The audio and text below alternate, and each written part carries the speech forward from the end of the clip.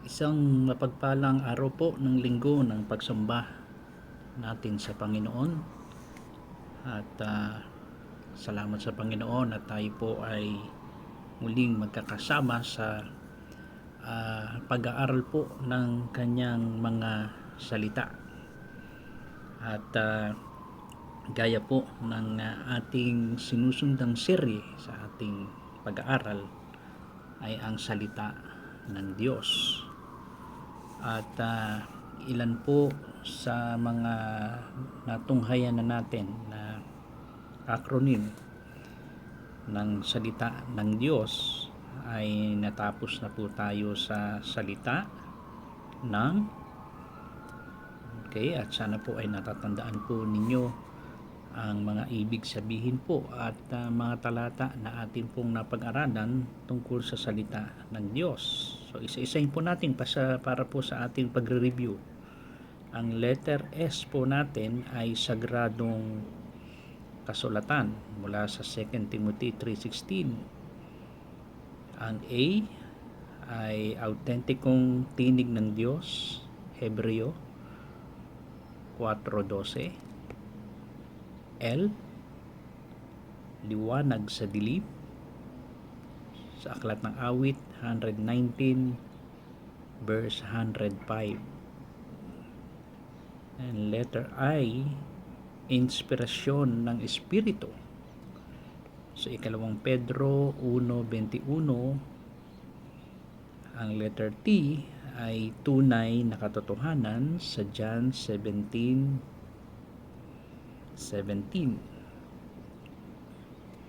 And then letter A para sa kabuuan po ng salita ay ang otoridad na walang hanggan, Mateo 24:35. And then yung nang po, ang N ay nagsisiwalat ng lihim, Jeremias 17:10.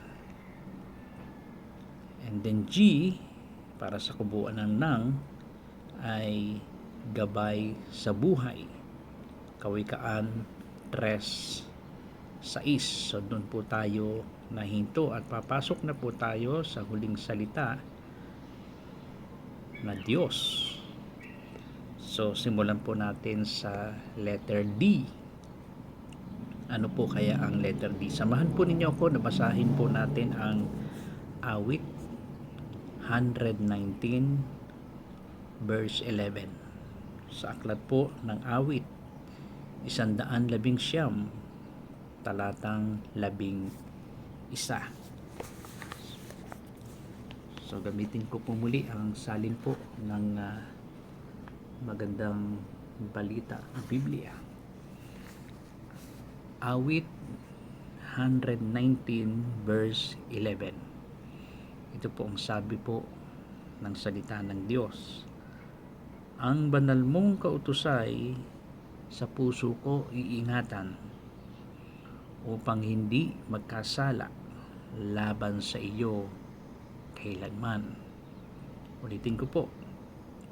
Ang banal mong kautusay sa puso ko iingatan upang hindi magkasala laban sa iyo kailanman. Pagpalain ng Diyos ang kanyang mga salita. Tayo po muna ay humingi ng tulong sa ating Panginoon at sa tulong ng Banal na Espiritu upang ipaunawa po sa atin ang ating pong pag-aaralan sa umagang ito. Tayo po'y manalangin. O aming dakilang Diyos na makapangyarihan sa lahat, Diyos na nasa lahat ng dako, Diyos na makapangyarihan, Diyos na hindi nagbabago, at Diyos na walang hanggan.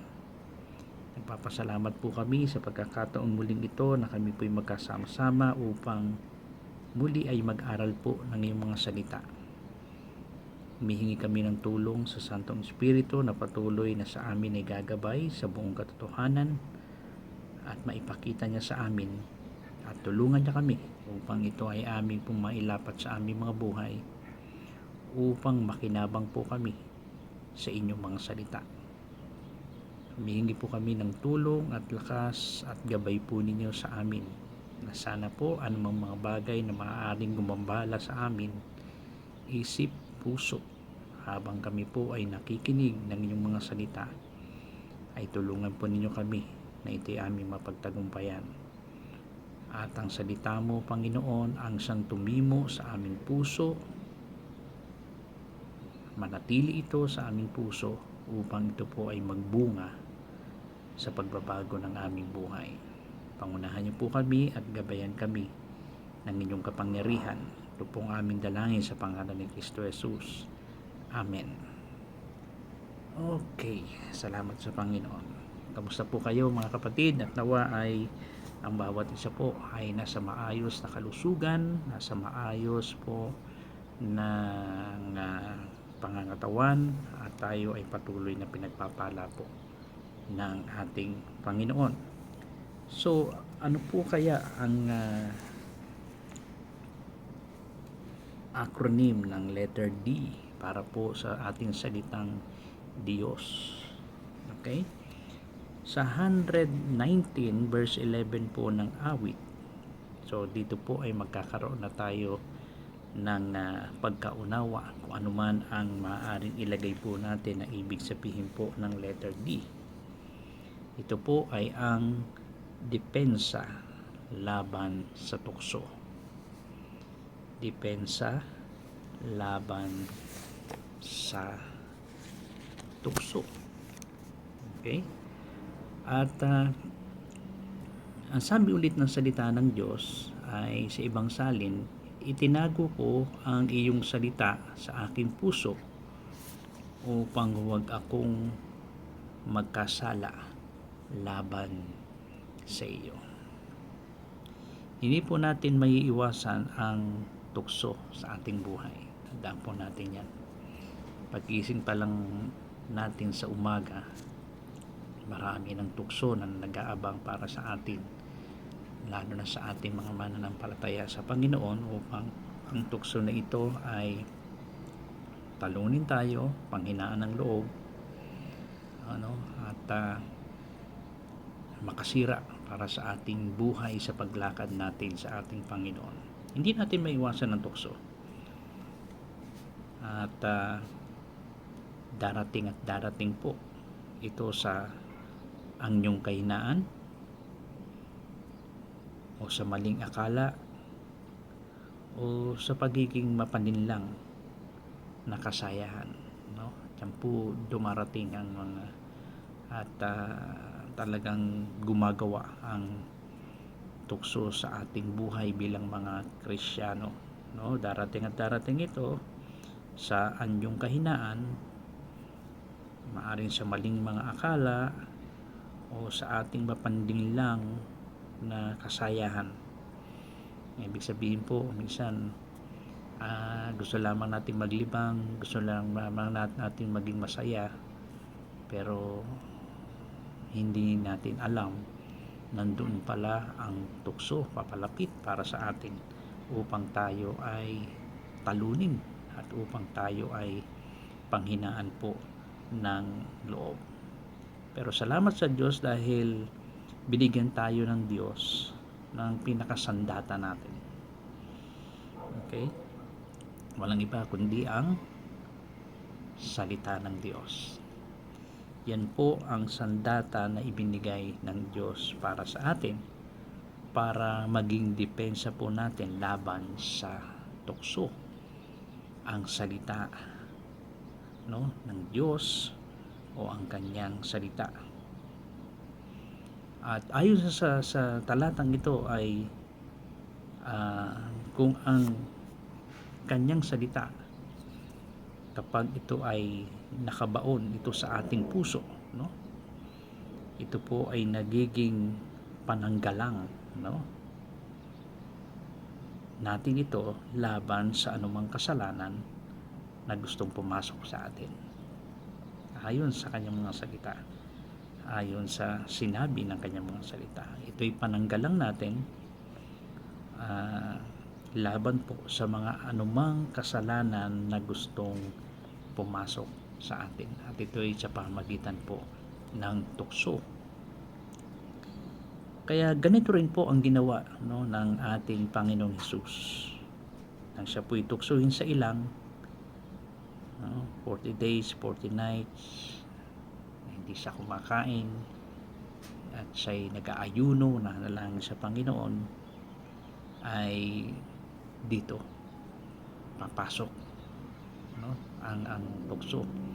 Akala natin ang tukso kapag tayo ay spiritual, kapag tayo ay laging mainit sa Panginoon, akala natin ang tukso binabaliwala tayo. Pero hindi po natin alam kung kailan tayo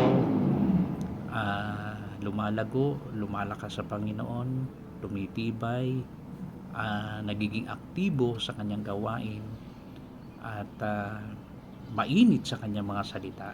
Tandaan po ninyo, ang tukso ay laging sisingit at sisingit yan. Gaya ng ating Panginoon, no? 40 days and 40 nights. Siya po hindi kumain, nag-ayuno, pero nasaan ang tukso? Pumasok ang tukso para ang ating Panginoon Kristo ay tuksuhin. Kaya napakagandang pagpapakita o paglalarawan nito sa ginawa ng ating Panginoon Kristo mismo, na talagang ang salita ng Diyos ay depensa natin laban sa tukso, depensa sa mga kasalanan na gustong pumasok sa atin at tayo ay gambalain. Maganda siguro tingnan natin mabuti, no, at basahin natin ng Mateo, sa Mateo chapter 4, ganyan din sa Luke 4, meron po yan, parehas din.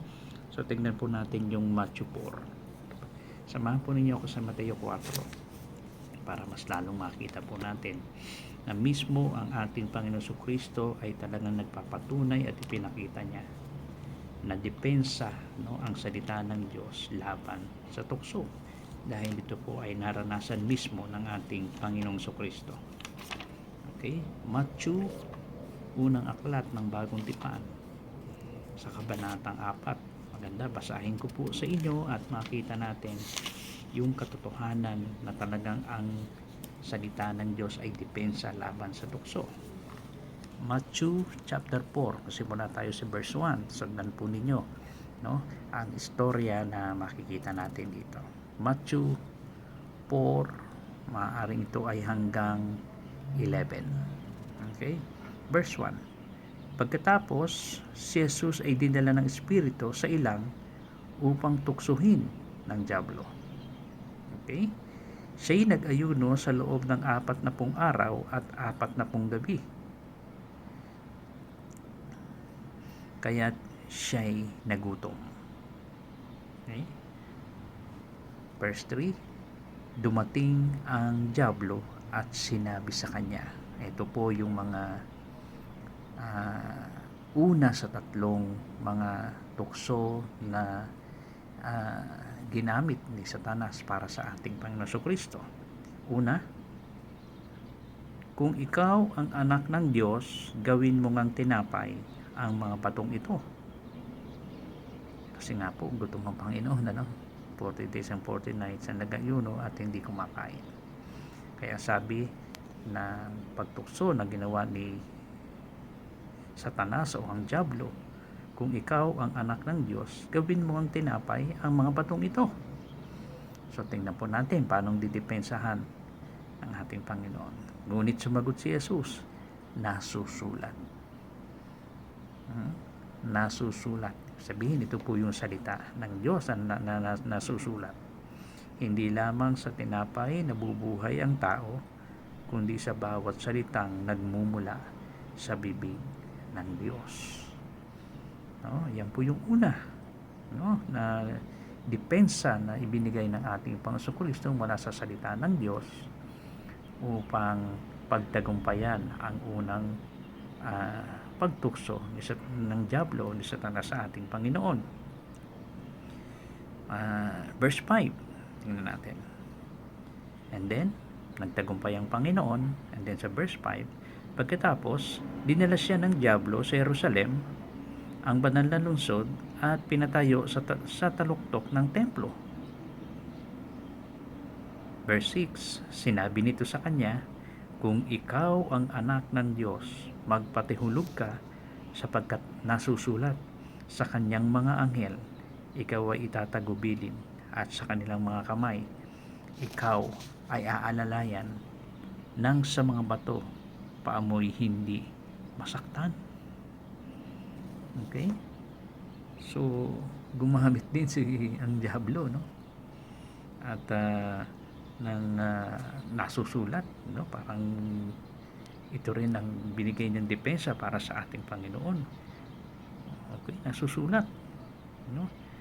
Na sa kanyang mga anghel, ikaw ay itatagubilin niya, at sa kanilang mga kamay, ikaw ay aalalayan nang sa mga bato, paa mo ay hindi masaktan. And verse 7, ito naman sagot ng Panginoon sa kanya, nasusulat din naman, huwag mong susubukin ang Panginoon mong Diyos. Yun po yung ikalawa. And then sa ikatlo, sa verse 8, pagkatapos dinala siya ng Diablo sa isang napakataas na bundok at ipinakita sa kanya ang lahat ng kaharian sa daigdig at ang karangyaan ng mga ito. Sinabi ng Diablo sa kanya, ibibigay ko sa iyo ang lahat ng ito kung magpapatira pa ka at sasamba ka sa akin. Sa ikatlong pagkakataon, ito ang ginawang pagtukso ng Diablo sa ating Panginoon. No? Ibibigay ko sa iyo lahat. Ipinakita niya ang lahat ng kayamanan, ipinakita niya ang buong mundo, ang buong sanlibutan. No? Eka, sa akin yan, ibibigay ko sa iyo kung sasamba ka sa akin. Ano ang sagot ng Panginoon? Verse 10, kaya sumagot si Jesus, lumayas ka, Satanas, sapagkat nasusulat, ang Panginoon mong Diyos ang dapat mong sambahin at siya lamang ang dapat mong paglingkuran. Pagkatapos, iniwan na siya ng Diablo, dumating naman ang mga anghel at siya'y pinaglingkuran nila. So, makikita natin dito na talagang napakalinaw na ang salita ng Diyos ay depensa laban sa tukso. No? Hindi sumagot ng ating Panginoon sa sarili niyang argumento, kundi sa pamagitan ng kasulatang nasusulat. Ang sabi rito, paulit-ulit niyang ginamit ang salita bilang depensa laban kay Satanas. Galing, di ba? Kapag hindi natin alam o hindi natin pinapahalagahan ang salita, madaling pumasok ang kasinungalingan. Pero kapag puno ang puso natin ng salita, agad nitong pinapawi ang mga bulong ng tukso. Para kasing punong yan, di ba? Bumubulong sa atin. At ang paalala at ang utos ng Diyos ay nagiging paalala ng ating tunay na pagkakakilanlan at layunin. Kaya't hindi sapat, no, na nakikita lamang natin ang salita ng Diyos. Kailangan itanim natin ito ng malalim sa ating puso upang maging handa tayong lumaban kapag sumasalakay na ang tukso. Okay? Napakahalaga ng salita ng Diyos sa ating buhay, mga kapatid, bilang mga mananampalataya sa Panginoon at tagasunod ng ating Panginoon Jesucristo. Diba?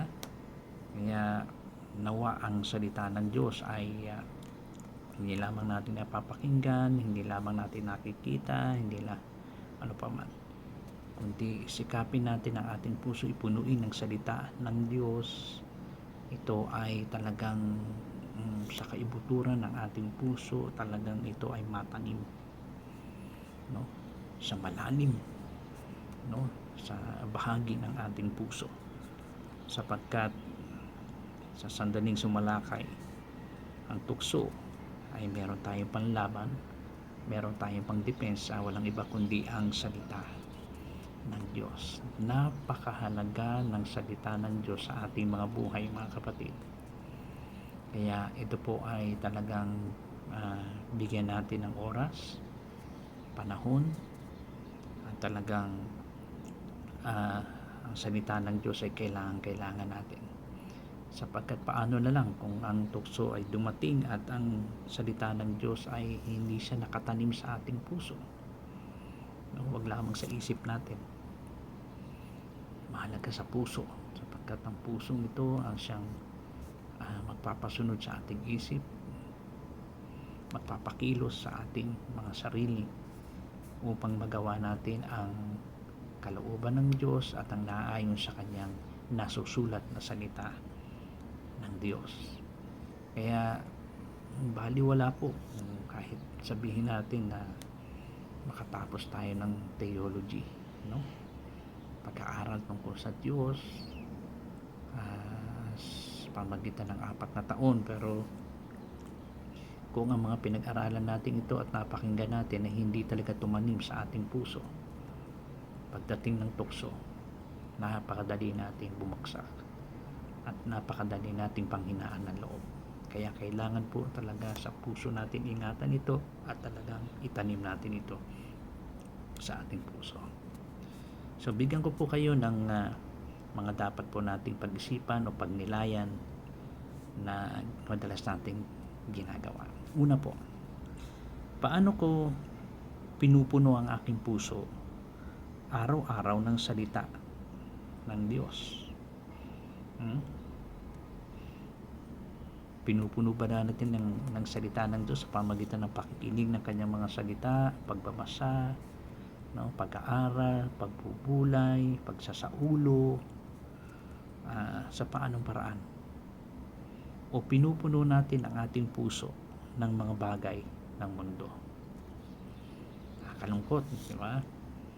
Minsan mas marami pa ang panahon natin kaysa sa cellphone natin para basahin, pag-isipan mabuti, no? O ano yung mga messages sa atin sa Facebook, sa YouTube, sa panonood natin. At madalas dito napupuno yung ating puso at isipan sa mga bagay na makamundo. Panahon naman po sa salita ng Diyos, gaano katagal? Dito sana tayo maglaan ng mas maraming panahon at oras, no? Dahil kailangan tumanim ang salita ng Diyos sa ating puso. Kaya timbangin po natin mabuti, paano natin pinupuno ang ating puso? Salita ba ng Diyos o mga bagay na makamundo? Ikalawa, may mga kasalanan ba akong paulit-ulit na bumabalik sa akin dahil sa hindi ko hinaharap gamit ang salita ng Diyos? Sa halip na sabihin natin nasusulat, no, para labanan natin ang mga tukso o kasalanan na paulit-ulit nating ginagawa, at kaya madalas tayo laging bumabagsak, pinanghihinaan ng loob sa bawat tuksong dumarating sa atin, sapagkat ang mga bagay na ito na paulit-ulit natin ginagawa ay lalong alam natin kasalanan, ay ang maaari lamang pong solusyon dyan ay harapin natin siya sa pamamagitan ng salita ng Diyos kung ano ang nasusulat. Okay? Anumang mga kahinaan natin ito, tandaan natin, nasusulat, no? Yan ang pananggalang natin upang tayo ay magtagumpay sa mga tukso o pagkakasala na laging nag-aabang sa atin. Para gawin natin ay meron tayong pangharap sa kanila, walang iba kundi ang depensa ng salita ng Diyos. Kaya may mga kasalanan ba tayo na paulit-ulit natin pinabalikan dahil hindi natin hinaharap ito gamit ang salita ng Diyos? Ikatlo, handa ba akong gamitin ang kasulatan bilang unang tugon, hindi panghuli sa bawat tukso? ito pa nakakatakot, no? Alam na natin na tukso, no? Pero meron tayong mga iba't ibang paraan para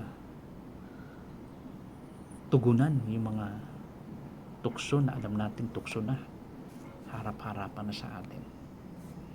Ayaw pa natin, no? Ayaw pa nating harapin sa pamagitan ng salita ng Diyos. Marami pa tayong may iba't ibang mga paraan.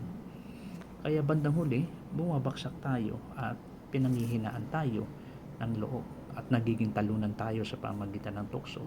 Dahil nga po, sa halip na tumugon tayo agad ng salita ng Diyos, may iba pa tayong mga paraan sa pagtugon na alam nating kasalanan na. Okay? Tandaan natin, nasusulat. At hindi man mga espesipiko sa iba't ibang karanasan na naranasan natin bilang isang Kristiyano sa pagharap natin o sa mga dumarating na mga tukso sa ating buhay. Pero naniniwala ako sa tulong ng banal na Espiritu na nasa ating puso, sa tulong ng ating Panginoon, ay talagang nakikita natin at nauunawaan natin kung ito ay tukso. Kaya sana ay tugunan natin kaagad ito ng kanyang mga salita at hindi yung mga bagay na alam natin na pang sarili nating mga kaparaanan at pagtugon. Kaya kadalasan bumabagsak tayo laban sa tukso. Kung alam mong tukso, gamitin mo na ang salita ng Panginoon para maiwasan na natin ito, no? Gaya ng ating Panginoon Jesucristo. Pagkatapos na gamitin niya ang nasusulat na salita ng Diyos, anong ginawa ng dyablo? Iniwanan na siya. Okay? Iniwanan na siya. Sana ganun din ang mga magiging karanasan natin habang tayo ay binibigyan ng dyablo, ng iba't ibang mga tukso sa buhay natin, ay tugunan natin kaagad ng kanyang mga salita. Laging nasusulat, laging ang salita ng Diyos. At naniniwala akong magtatagumpay tayo, iiwan din tayo ng dyablo, dahil tayo ay magtatagumpay sa kanyang banal na kasulatan. Kaya napakahalaga po, ito po yung tatlo na yun, sana ko pong magiging discussion din po ninyo yan, mga bagay na yan. Kaya mga kapatid, depensa, laban sa tukso. Napakaraming tukso. Hindi pwede na kapag alam nating tukso ay aawitin lang natin, tukso layuan mo ako. Hindi po ganun yun. No? Kita mo tukso layuan mo ako. Pero actually hindi ka naman lumalayo. No? Habang lumalapit ka, no? Sa tukso, sinasabi mo yung bagay na yun. Hindi po siya lalayo, no? Hindi tukso ang lalayo sa atin hanggat maaari tayo ang lumayo sa pamagitan ng salita ng Panginoon. Lalayo siya sa pamagitan ng kapangyarihan ng salita ng Diyos. Nawa po ay nakakuha po kayo muli ng panibago at karagdagang pagpapalakas ng loob sa pamagitan po ng salita ng Diyos. Tandaan po natin, ito'y depensa laban sa tukso. Marami tukso sa ating paligid ay hindi natin may iwasan, pero nawa ito'y mapagtagumpayan natin sa pamagitan ng kanyang mga salita. Muli po ay itutuloy natin to sa susunod pa hong mga natitira pa, no? IYOS para sa Diyos ay makita pa natin yung mga acronym nito. Pero nawa po ay nadagdagan po ang ating kaalaman at ito po'y maging isang pagpapalakas muli sa atin upang magpatuloy tayo ng pagsisiyasat ng salita ng Diyos, pag-aaral, pakikinig, at ang mga salitang ito ay matanim sa ating mga puso ng malalim upang ito'y mapakinabangan po natin laban o depensa sa tukso.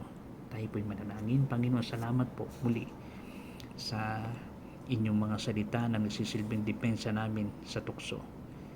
Turuan mo kami kung paano gamitin ito. Tulungan mo kami at bigyan ng lakas ng mga salita mo na napapakinggan namin, napapag-aralan, nasa sa ulo, Panginoon, at nababasa ay ito ay magsilbing malalim na tanim sa aming puso upang magamit namin laban sa tukso o depensa sa tukso. Ingatan po ninyong bawat isa, patuloy, nagabayan po ninyo kami, pagpalain ang aming mga pamilya, patuloy na kayong sumuporta sa bawat pangailangan. Pagpalain mo ang pagtatrabaho ng mga kapatid o may mga nag-aaral man, kayong magbigay ng karunungan, o mga may karamdaman, kayong patuloy na magbigay ng kagalingan. Salamat po sa inyong mga salita na nagbibigay sa amin ng kaaliwan, pagtatagumpay at depensa laban sa tukso. Ingatan po ninyong bawat isa at patuloy ka namin pinupuri at pinasasalamatan sa matamis sa pangalan ni Kristo Jesus. Amen. Muli po ay salamat po mga kapatid sa inyong pakikinig at muli po ay pagpalain tayo ng Diyos sa kanyang mga salita at sa ating pagsunod sa ating Panginoon. Sama-sama po tayo na lagi nating ipanalangin ang ministeryo po ng Majuro Christian Church. Tandaan po ninyo, lagi po kayong kasama sa aming mga panalangin at patuloy po ng bawat isa ay palaguin ng Panginoon sa pagkakilala sa Kanya, sa pagsunod sa Kanya, at bawat isa ay pagpalain po ng ating Panginoon Kristo. Ingat po kayo and God bless po sa inyong lahat. Maraming salamat.